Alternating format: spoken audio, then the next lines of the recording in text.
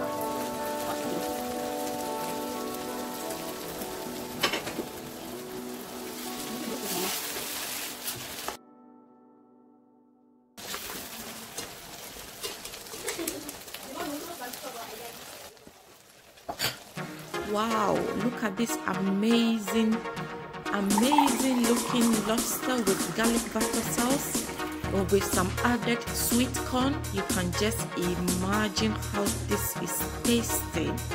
My goodness, I wish you guys were in the kitchen here with me. Now let's start the mukbang.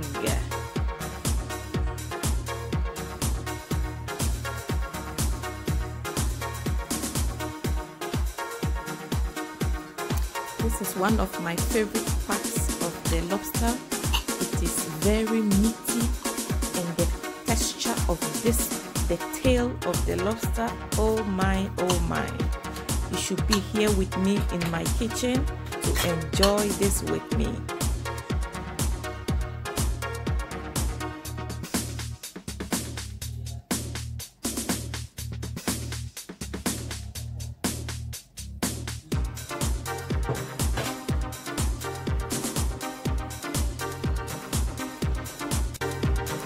Now I need to put the cutlery down and use my hands to really enjoy this lobster legs. You know, the lobster legs has very tiny meat in it. That is one of my favorite parts as well. In fact, I'm going to make sure I bring out every meat in this lobster legs. It is a delicacy, guys. I really enjoy it. It is fun to eat and enjoy with family and friends while having nice conversations and family dinner time. This is another favorite part of the lobster.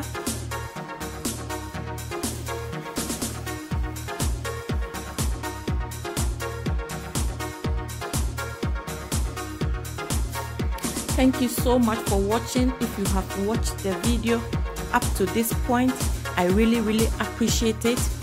Do give me a like, comment, and share this video.